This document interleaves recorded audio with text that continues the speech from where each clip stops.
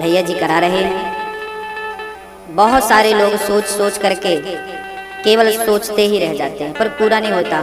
एक बात और है, भागवत सब लोग करा भी नहीं सकते, क्योंकि भागवत वही लोग करा सकते हैं जिन पर बिहारी जी की विशेष कृपा होती है। धन से भागवत नहीं होती। अब कोई कहे कि धन हो तो भागवत, ना ना, भागवत में धन बाद में लगता है। पहले क्या लगता है?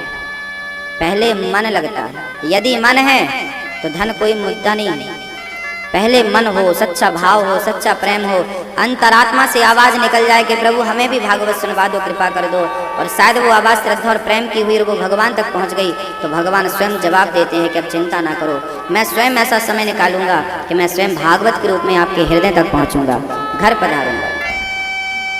प्रत्यक्षः कृष्ण एव ही, भागवत में लिखा है कि ये भागवत पोथी नहीं है, ये भगवान का स्वयं स्वरूप है। यही स्वरूप है ईश्वर का। सत्संग के माध्यम से ही भगवान भक्तों के हृदय तक पहुंचते। कल आप सुन रहे थे भगवान श्री कृष्ण का प्रादुर्भाव हुआ, गोकुल में पहुंच गए, मथुरा में भगवान प्रकट हुए। चार भुजा, हाथ में शंख चक्र गदा पद्म लेकर भगवान प्रकट होते हैं। जब भगवान श्री कृष्ण प्रकट हुए ना, तो वसुदेव जी महाराज बेड़ियों में जकड़े थे, हाथों में बेड़ियां, पाँव में बेड़ियां, हथकड़ियां, ताले बंद, बड़े बड़े दरवाजे बंद, पहरेदार पहरा दे रहे। कंस ने ऐसी पहरेदारी लगा रखी थी कि पक्षी भी प्रवेश नहीं कर सकता था। लेकिन जब भगवान प्रकट हुए और भगवान ने वसुदेव जी से कहा कि हमें जल्दी से गोकुल छोड़कर आइए, वसुदेव जी बोले प्रभु आप मजाक तो नहीं कर रहे हैं? भगवान बोले क्यों? बोले मैं इतने बड़े बड़े बेड़ियों में, हथकड़ियों में जकड़ा हूँ, पर एक पक्षी भी प्रवेश नहीं कर सकता, मैं बाहर कैसे निकलूं? सात दरवाजे बंद है, बताइए मैं कैसे जाऊं, कैसे बाहर निकलूं मैं?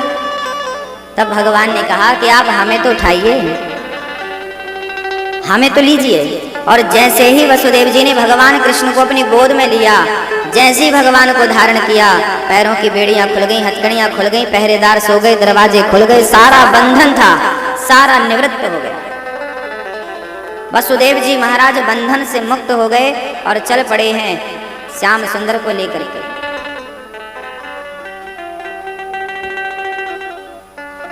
भक्तों,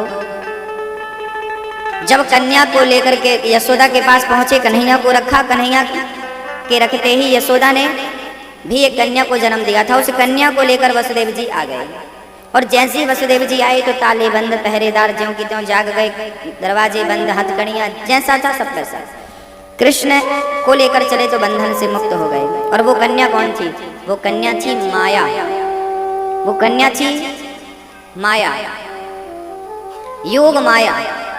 जब भगवान को लेकर आप चलते हैं ना, तो संसार के हर बंधन से हम मुक्त हो जाते हैं, और जब माया को लेकर चलते हैं तो पुनः बंधन में बंध जाते हैं। ये भगवान कहना चाहते हैं। यदि बंधन से मुक्त होना चाहते हो तो माया के साथ नहीं, माधव के साथ चलना होगा, गोविंद के साथ चलना होगा, तब तो आप संसार के हर बंधन से मुक्त हो जाएंगे। और माया संग रहेगी ना, तो माया हमेशा बांधती है, ये कभी खोलती नहीं। हम लोग किसकी पूजा करते हैं? लक्ष्मी माँ आओ, लक्ष्मी माँ आओ, लक्ष्मी माँ आओ, लक्ष्मी माँ बस आप आओ, आप आओ, आप आओ, अकेली लक्ष्मी को बुलाते रहते हैं। अच्छा, लक्ष्मी मैया का वाहन क्या है? उल्लू। लक्ष्मी मैया का वाहन क्या है? उल्लू। लक्ष्मी जी को बुलाओगे ना तो उल्लू पे चढ़ के आएंगी, उल्लू बना के चली जाएंगी। इसलिए लक्ष्मी, अकेली लक्ष्मी को कभी नहीं बुलाया जाता। अच्छा, आप अकेली को कोई निमंत्रण करे कि बहन जी आप बस आना, पति को मत लाना, आप आओ हमारे घर भोजन करने, आप जाओगी? सुनो, पति को मत ले आना, जाओगे? नहीं, हाँ या ना, रियल दिल से बोलो, जाएंगे? हमारे पति को नहीं बुलाया, हम क्यों जाएंगे? हाँ, हमारे पति को बुलाते ना तो पीछे पीछे हम चली आते हैं, भले हमें ना बुलाते हैं, है ना? तो लक्ष्मी जी को जब आप अकेली बुलाती हैं, सोचिए आपको कोई अकेले बुलाए तो आपका पति क्या सोचेगा? लेकिन बेचारे भगवान कुछ सोचते भी नहीं। सब लोग लक्ष्मी के पीछे पड़े रहते हैं। भगवान कितने धैर्यवान हैं, कुछ बोलती नहीं। उनकी तो पत्नी वही है ना, नारायण की पत्नी कौन? आप अकेली लक्ष्मी को बुलाते हो, भगवान को बुरा नहीं लगता होगा? देखो तो जरा, हमारी पत्नी से प्रेम है, हमसे प्रेम नहीं है। और यदि आपने लक्ष्मी को छोड़ के नारायण को इनवाइट किया, नारायण को बोला प्रभु आप आओ, तो जब नारायण आएंगे ना तो फिर लक्ष्मी एक पल कहाँ रुकती हैं उनके बिना। तो जब नारायण आगे आगे होते हैं तो लक्ष्मी अपने आप पीछे पीछे होती हैं। और लक्ष्मी को आपने बुलाया तो ना लक्ष्मी ही आएंगी ना सुख ही मिलेगा। आएंगी भी 2-4 दिन रुकेंगी और फिर लोग कहते हैं ना महाराज जी पैसा टिकता नहीं है, पैसा टिकता नहीं है, आता बहुत टिकता नहीं है। क्योंकि लक्ष्मी तो है आपके घर में पर नारायण नहीं है, इसलिए टिकता नहीं है। पत्नी वहीं टिकती है जहाँ पति होता है। भले आप सोने का बंगला बना लो, लेकिन पति घास की झोपड़ी में होगा ना तो पत्नी वहीं घास की झोपड़ी की तरफ चली जाएगी, सोने के महलों को त्याग देगी। यदि पतिव्रता होगी तो, और कुलटा हुई तो राम जाने। तो जैसे पत्नी अपने पति के साथ घास की झोपड़ी में भी खुश रह लेती है, ऐसे लक्ष्मी वहीं टिकती है जहाँ भगवान होते हैं, नारायण होते हैं। इसलिए लक्ष्मी नारायण, लक्ष्मी नारायण भगवान के तो टिकती है। कब टिकेगी ये? जब साथ में कौन होगा? अच्छा, जब लक्ष्मी अकेली आती है ना तो उल्लू पर बैठ के आती हैं, और जब लक्ष्मी नारायण के संग आती हैं तो किन के साथ आती हैं? नारायण के संग। किस पर बैठ के आती हैं? गरुड़ पर सवार होकर आती है। फिर उनका वाहन बदल जाता है, उनका वाहन गरुड़ होता है। और जो लक्ष्मी गरुड़ पर बैठ के आती है वो आती तो है पर आपकी बहन और आपकी बेटी बनकर के रह जाती है, माँ बन के रह जाती है, फिर वो जाती नहीं है। लक्ष्मी से हमारे 3 संबंध हैं। एक तो वो हमारी माँ है, या तो हमारी बहन है, या तो हमारी पुत्री। तो हम अपनी माँ समझें, ये मेरी माँ है, हम माँ समझें। कुछ भक्तों ने लक्ष्मी नारायण को अपनी बेटी भी मान रखा। एक संत जी थे वो अपनी बेटी मान देते, ये मेरी बेटी है। राधा रानी को भी एक संत ने बेटी मान लिया था, बहुत प्रेम से। उनकी क्या उनकी ने 5 बेटे थे, उनके 5 बेटे थे पर उनकी बेटी नहीं थी। अब वो रोया करते, भगवान कौन सी गलती हो गई, कौन सा अपराध बन गया, प्रभु बेटे तो दिए तेने बेटी नहीं दी। एक बेटी मिल जाती तो बेटी का दान करके मैं ऋण से पूर्ण हो जाता, कन्यादान करके मैं पूर्ण हो जाता। गोविंद मुझे एक बेटी दे दो। एक संत जी वहां से निकले, सेठ जी दुकान, उनकी दुकान थी, दुकान पर बैठे ना वो रोया करते थे, गोविंद क्या गलती हो गई, क्या अपराध हुआ, 5-5 बेटे तो दिए, एक बेटी नहीं दी। एक महात्मा जी ने देखा इस सेठ जी रो रहे हैं, भाई क्या हुआ, क्यों रो रहे हो? बोले हमारे बेटी नहीं है इसलिए हम बेटी के लिए रो रहे हैं। संत जी ने कहा पागल, रोता क्यों है? राधा रानी को बेटी क्यों नहीं मान लेता? ये जो राधा रानी है ना इनको अपनी बेटी मान ले, यही तो तेरी बेटी बन जाएंगी। अच्छा ऐसा भी होता है? बोले हाँ हाँ, भाव है तो सब कुछ होता है, भाव नहीं तो कुछ नहीं होता। मान ले ये राधा रानी ना तेरी बेटी है। लो भैया, सेठ बड़े प्रभावित हुए और वो राधा रानी को अपनी बेटी के रूप में देखने लगे। देखना ही तो है ना, नजरिया ही तो बदलना है ना, बेटी के रूप में देखने लगे।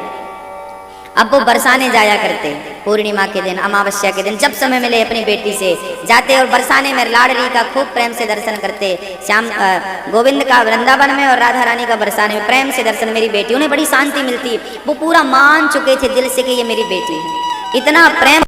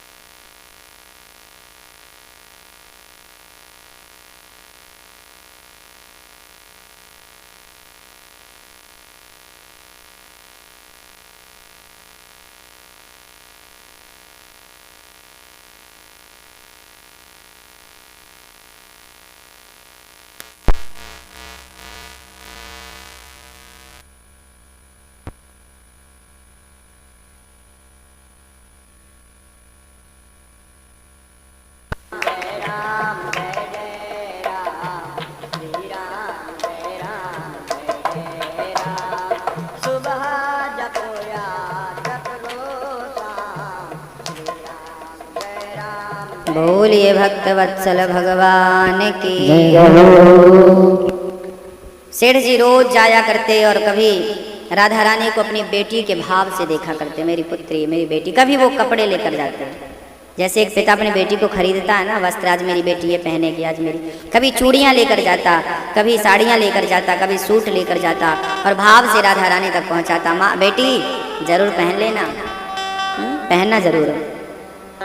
एक दिन क्या हुआ, सेठ जी अपनी दुकान पर बैठे बड़े खुश थे, हमारे 5 बेटा है और 1 बेटी है, बड़ा भाव था, बड़ा प्रेम था। एक दिन गांव में एक चूड़ी वाली आई, चूड़ी ले लो चूड़ी, सेठ जी मिल गए, सेठ जी चूड़ी अपनी बहुओं को पहनाओगे? हाँ हाँ चली जाओ, ये हमारी बहुएं हैं, 5 बहुओं को चूड़ी पहना देना और पैसा जितना हो तो दुकान पे आके हमसे ले जाना। ठीक है, चूड़ी वाली गई और प्रेम से चूड़ी पहनाई, चूड़ी। जब 5 बहुएं चूड़ी पहन के चली गई तो एक सुंदर सी कन्या आ गई, ए चूड़ी वाली मुझको भी चूड़ी पहना दे। तुम कौन हो? अरे ये मेरे बाप को घर है, ये जो सेठ जी है ना ये मेरे पिता हैं, मैं इनकी बेटी हूँ। अच्छा, सेठ जी ने तो ऐसा कुछ बोला नहीं था। हाँ हाँ सेठ जी से पूछ लेना, हमें भी चूड़ी पहनाओ और पैसा हमारे पिताजी से लेना। बढ़िया सी चूड़ी, हाँ हाँ बेटी आ, तू बेटी है आजा। बैठा लिया और चूड़ी वाली ने बढ़िया से हाथ पकड़ पकड़ के और राधा रानी को बड़े भाव से चूड़ी पहना दी। हाँ देख कितनी सुंदर है, हाँ हाँ बड़ी सुंदर है। सेठ जी के पास चली गई चूड़ी वाली, सेठ जी लाओ 6 लोगों को चूड़ी पहनाई है, पैसे इतना हुआ। सेठ जी बोले तेरा दिमाग खराब हो गया? अरे हमारी 5 बहुएं हैं, 5 का कितना हुआ ये बोल। नहीं नहीं सेठ जी 5 लोगों ने नहीं, चूड़ियां तो 6 लोगों ने पहनी है। सेठ जी बोले कहीं तो हमसे झूठ तो नहीं कह रही है, हम ही दिखे हैं तुझे लूटने के लिए? अरे हमारी 5 बहुएं, कितनी बार कहें, हमारी कोई छठवीं बहू नहीं है।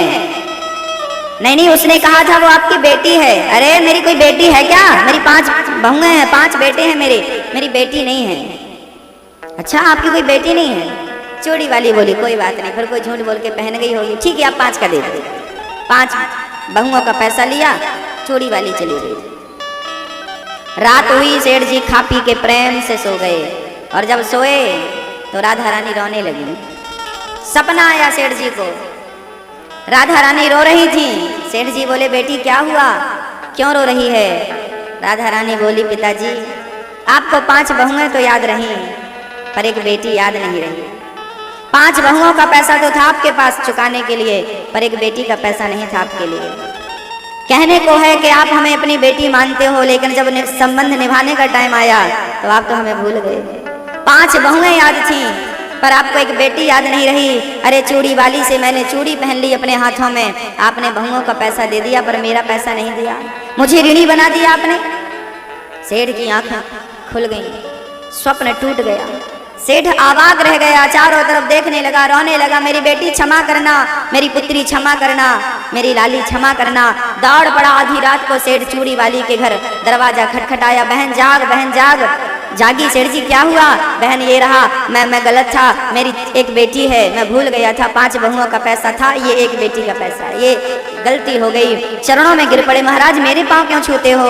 अरे क्या बताऊं चूड़ी वाली, मैं तो केवल बेटी माना हूँ, मुझे तो स्वप्न में आज दर्शन हुआ, पर धन्य है तू जो तेरे सामने राधा रानी बैठ गई और अपने हाथों से तूने उनको चूड़ी पहनाई। तूने कौन से पुण्य किए कि मैं वो दर्शन नहीं कर पाया, वो सुख नहीं ले पाया जो तूने वो सुख आनंद ले लिया।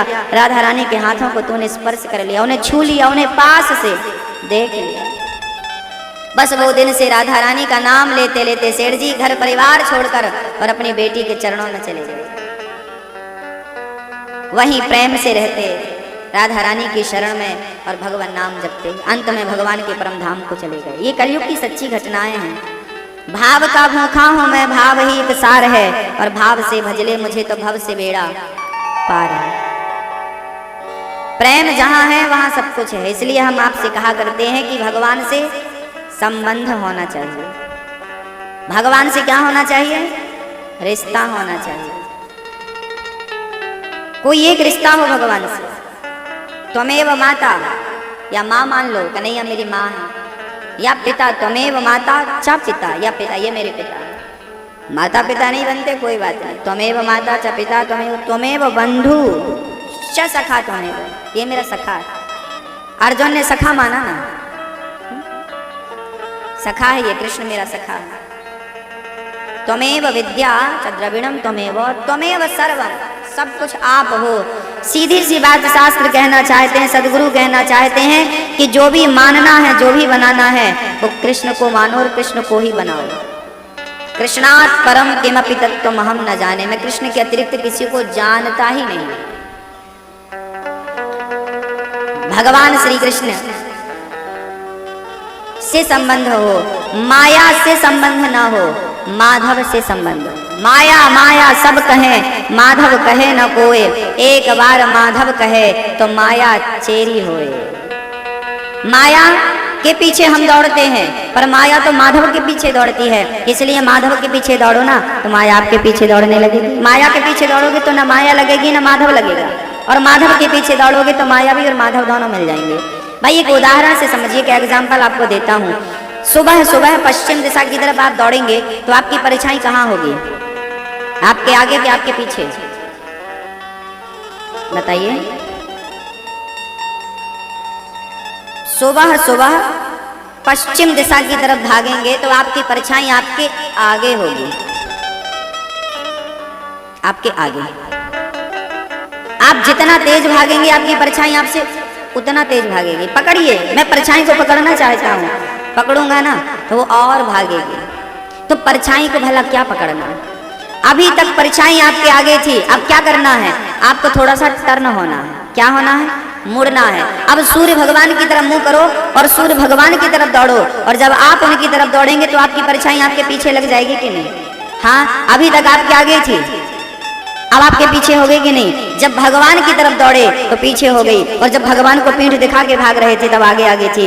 हाँ, जिस दिन माधव को पाने के लिए दौड़ोगे ना, संसार का हर सुख आपके पीछे लग जाएगा, संसार का हर सुख आपके पीछे लग जाएगा। और जिस दिन भगवान को पीठ दिखा दी उस दिन सुखों के पीछे आप भागेंगे, ना सुख मिलेगा ना शांति मिलेगी। इसलिए जमाने की तरफ पीठ कर लो और गोविंद की तरफ मुंह कर लो। लेकिन हमने उल्टा कर रखा है, हमने जमाने की तरफ मुंह कर रखा है और गोविंद की तरफ पीठ कर रखी है।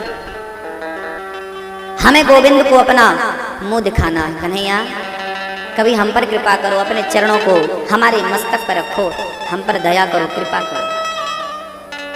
कहना चाहिए, कभी कभी भगवान से प्रार्थना करना चाहिए। कभी कभी भगवान से ना प्रेम की लड़ाई करनी चाहिए। कन्हैया हम तेरे से धन दौलत कहाँ मांगते हैं? यदि आप धन दौलत मांगते हैं तो फिर आप ये लड़ाई नहीं कर सकते जो मैं कहने जा रहा हूँ, और यदि नहीं मांगते तो फिर ऐसी लड़ाई चल सकती है। हे कन्हैया हम तेरे से धन कहाँ मांगते हैं, धन दौलत कहाँ मांगते हैं? अरे तेरा प्रेम ही तो मांगते हैं, तेरी याद तो मांगते हैं। बस हमें तो इतनी कृपा करना हम पर कि हमें तेरी याद आती रहे। बस अपने प्रेम की भिक्षा हमारी झोली में डाल दे, और बस दिन रात हम तेरी याद में रोते रहें, दिन रात तुझे याद करते रहें, तेरे सिवा हमें कोई याद ना आए, ये हमें चाहिए। ये झगड़ा करके भी आप पा सकते हैं भगवान से प्रेम का। केवट कहता है ना कि मैं आपको पार तभी लगाऊंगा जब पहले पाँव धो लूंगा। मांगी नाव न केवट आना, कहाँ तुम्हार मरम मैं जाना। केवट कहता है कि मैं आपके चरणों को धोए बिना पार नहीं लगा सकता, पार नहीं लगा सकता। तो अच्छा भैया धुल लो फिर पाँव, ठीक है, आपकी इच्छा हो तो धुले, हमारी गरज नहीं है, आपकी गरज हो तो धुलवाओ। हाँ? आपको जाना है, हम तो कह रहे हैं यहीं खड़े रहो। अच्छा केवट इसलिए नहीं धुल रहा था, धुल देंगे तो पार हो जाएंगे, जब तक नहीं धुल रहे हैं तब तक इनका दर्शन हो रहा है, इसी बहाने दर्शन वो करना चाहता था। घिस घिस के पाँव धुलने, पानी कठवता भरी ले आवा, राम केवट राम रजाय सुख पावा। कठौता में पानी लाया और घिस घिस के धुलने लगा राम जी के चरण, और राम जी के चरण धुलता और हिलाता जाता। राम जी बोले धीरे धीरे धुल, कोई जबरदस्ती नहीं है, हिलाए जल रहा, गिराएगा क्या? केवट बोला प्रभु एक काम करो, ये अपना जो हाथ है ना ये मेरे सिर पे रख लो। राम जी की आंखों में आंसू आ गए। अरे प्रभु आप रो रहे हैं? राम जी बोले अभी तक तो मैंने समझा था कि भक्तों को मेरा सहारा चाहिए, भक्तों को मेरा सहारा चाहिए, और आज तूने महसूस करा दिया कि भगवान को भी तुझ जैसे भक्त का सहारा चाहिए। आज तेरे सिर पे हाथ रख के मैं तेरा सहारा ले रहा हूँ, तेरे सिर का सहारा ले रहा हूँ। देखिए तो सही, कभी कभी भगवान को भी भक्तों से काम पड़े, और जाना था गंगा पार प्रभु केवट की नाव चढ़ेगा। कभी कभी भगवान को भी आम आदमी बनना पड़ता है, हम जैसा आप जैसा बनना पड़ता है, कहना के पड़ता है। केवट ने पांव धोए और घर की तरफ चला गया। राम जी बोले कहाँ जा रहा पागल, ये पाँव वहाँ धुल गए, अब तो पार लगा दे। केवट बोला प्रभु जो पहले खड़े हैं उनको तो पार लगा दूं, अब आपके लिए मैं अपना नियम तो नहीं बिगाड़ूंगा ना। नहीं नहीं भाई, पर यहाँ तो मेरे अतिरिक्त कोई है नहीं ना। केवट बोला आपको नजर नहीं आ रहे हैं प्रभु, यहाँ बहुत लोग खड़े हैं। कौन? केवट बोला मेरे पूर्वज मर गए हैं जितने, दादा परदादा, ये सारे लोग अभी वेटिंग में खड़े हैं। आपके चरणों का धौमन जब मैं उनके नाम से छिड़कूंगा तो वो भवसागर से पार हो जाएंगे। जब उनको पार लगाऊंगा उसके बाद आपको नाम बिठाकर पार लगाऊंगा। हाँ, जब राम का चरणामृत आकाल मृत्यु हरणम सर्व व्याधि विनाशनम विष्णु पादोदगम पीत्वा पुनर्जन्म न विद्यते। कहते हैं 40 ग्राम भगवान लड्डू गोपाल जी के स्नान के बाद जो जल बचता है ना उसे चरणामृत कहते हैं। जो उस चरणामृत को पी लेता है उसकी कभी आकाल मृत्यु नहीं होती है, सब पुराणों में लिखा है। और आज तो केवट ने यह सिद्ध कर दिया कि भगवान का चरणामृत उसने अपने पूर्वजों के नाम से छिड़का, इसलिए भगवान का चरणामृत ना घर पे छिड़का जाता है, ताकि हमारे पूर्वजों के ऊपर भी यदि पड़ जाए, जहां जहां पड़ेगा वो शुद्धि हो जाएगी।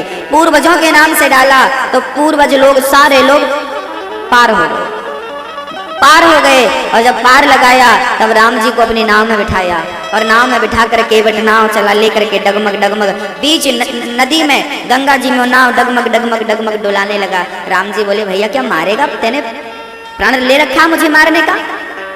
क्यों प्रभु क्या हुआ? अरे ये नाव कोई सब कोई सीधा चला रहा, तुम ऐसे ऐसे चला रहे हो, हिला रहे हो। तुम्हें तो तैरना आता पर हमें तो नहीं आता। केवट बोला एक काम करो, आपको तैरना नहीं आता तो आप मेरा हाथ क्यों नहीं पकड़ लेते? कितना चतुर है, काश हम भी इतने चतुर होते। भगवत कृपा को छोड़ना नहीं चाहिए। जब कृपा मिले ना भगवान की तो वहां पर तो जितना हो सके पहुंचना चाहिए। चतुराई क्या है? चतुराई आपकी ये है कि आप भगवान की एक भी कथा ना छोड़ें। 3 बजे से कथा का टाइम है, 2:30 बजे से तो पूरे शुरू से आ जाएं। देखो अब ये जो कथा हो गई, अब जो बाद में आएंगे उन लोगों को ये कथा जो निकल गई ये मिलेगी।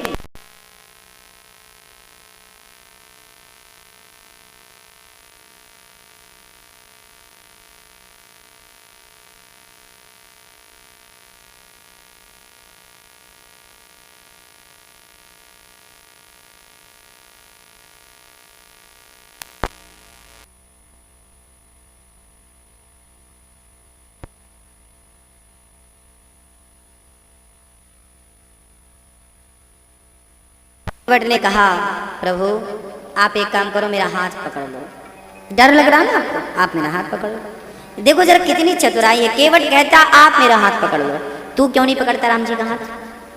तू भी तो पकड़ सकता था, लाओ मैं आपका हाथ पकड़ लो। डर लग रहा है। केवट बोला प्रभु मैं आपका हाथ नहीं पकड़ूंगा, क्योंकि मैंने आपका हाथ पकड़ा तो मैं तो तुच्छ प्राणी हूं, कभी भी आपको छोड़ सकता हूं। लेकिन आपने जिसका हाथ पकड़ लिया ना, आप कभी नहीं छोड़ेंगे प्रभु, इसलिए आप मेरा हाथ पकड़ लीजिए, आप मेरा हाथ पकड़ लीजिए। इसलिए मैं निवेदन करता हूं कि कभी आप भगवान को मत पकड़ना।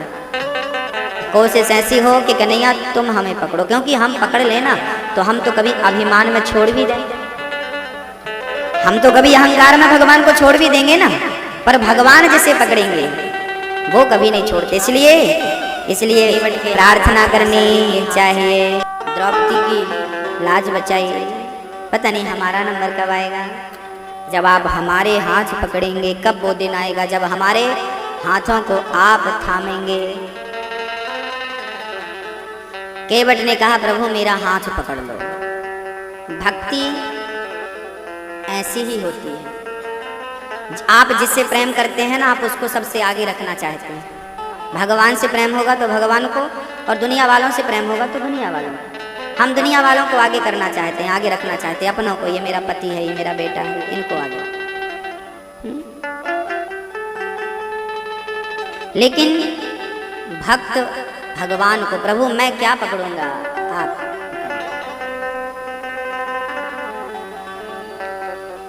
उतर के केवट ने राम जी को, केवट नाव से राम जी को किनारे लगाया।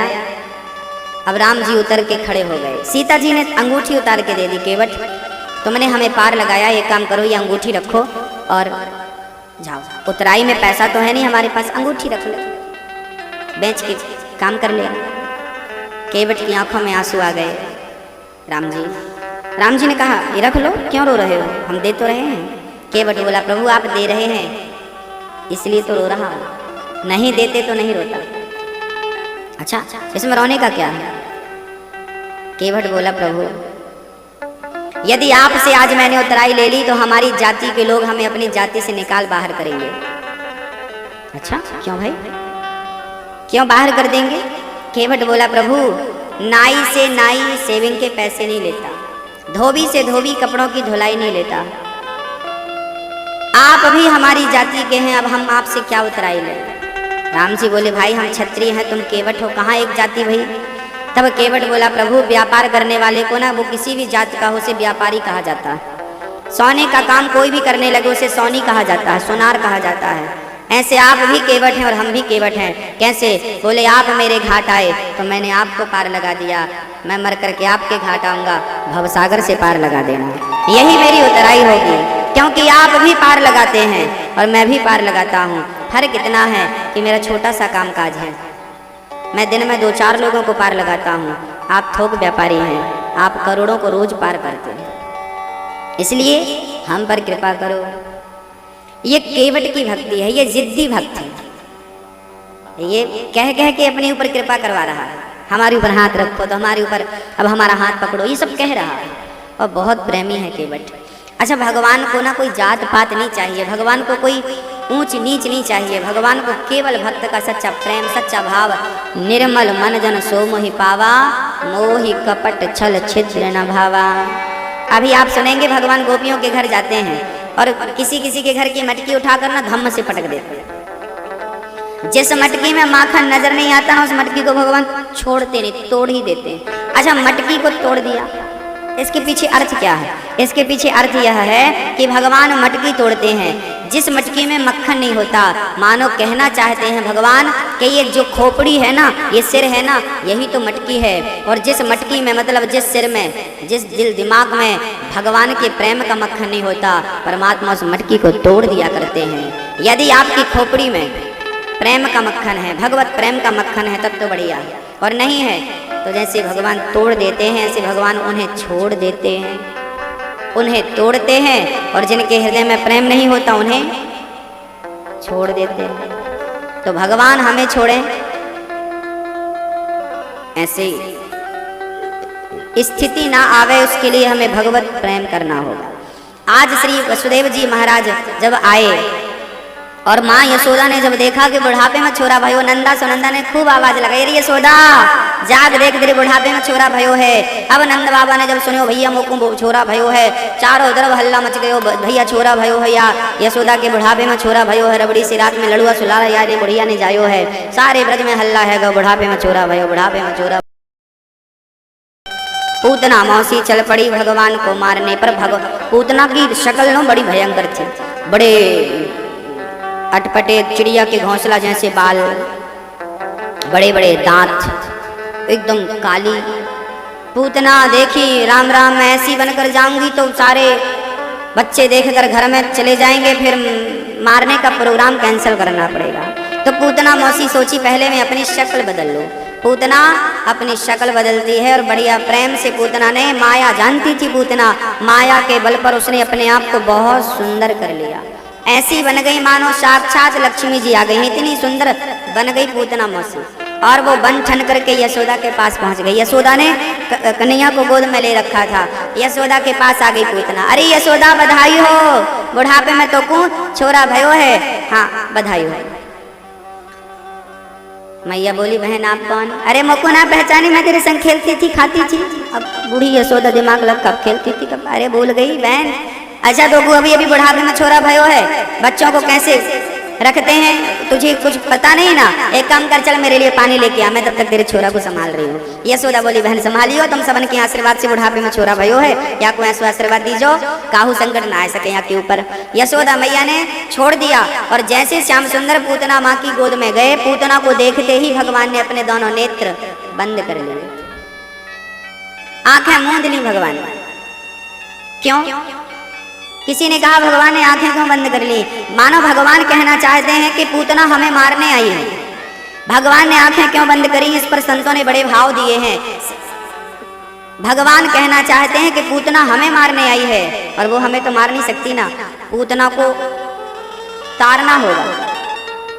तो मानो आंख बंद करके भगवान पूतना का पुण्य देखने लगे कि पूतना का एक भी पुण्य मिल जाएगा तो मैं भवसागर से पार लगा दूंगा, इसको तार दूंगा। तो मानो पूतना का पुण्य देखने के लिए भगवान ने अपने नेत्र बंद कर लिए। इसकी डायरी उलट पलट के देख लूं, कोई पुण्य है इसका जीवन में, उस पुण्य के बल पर इसे तार दो।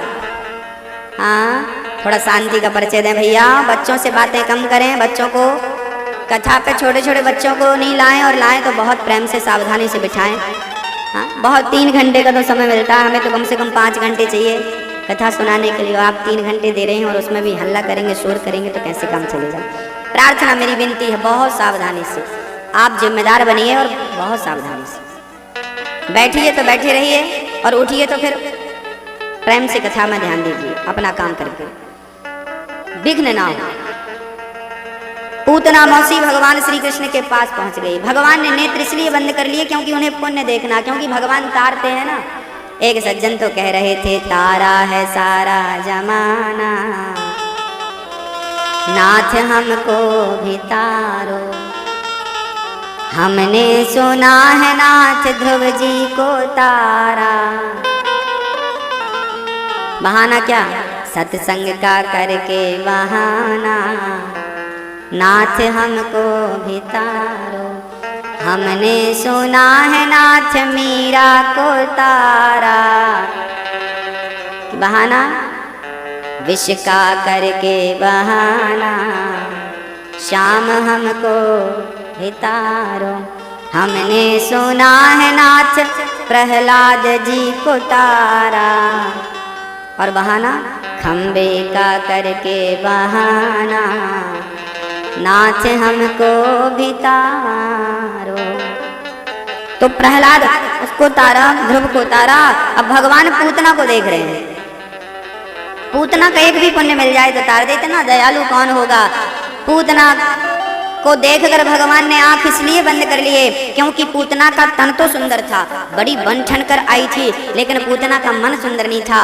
मानो भगवान कहना चाहते हैं, जिसका तन सुंदर है मन सुंदर नहीं है, ऐसों को मैं देखना भी पसंद नहीं करता, इसलिए नेत्रों को कर लिया बंद। इसलिए निवेदन करता हूँ, तन की मैल तो धुल लिया,